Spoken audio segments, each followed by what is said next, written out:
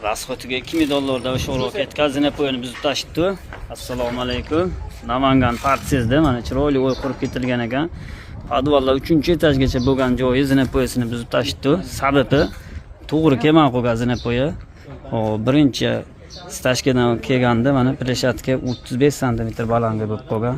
Bu balanga bo'lib qolganligi sababli mana endi mana boshdaga urgan bo'lib qolgan, podvalga tushib ketganda. Podvalda ham o'y qo'yilgandi.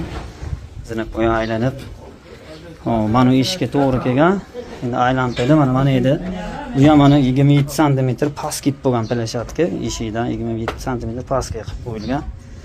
Mansardaga chiqishda ham xuddi mana shunaqa holat to'g'ri kelib qoldi.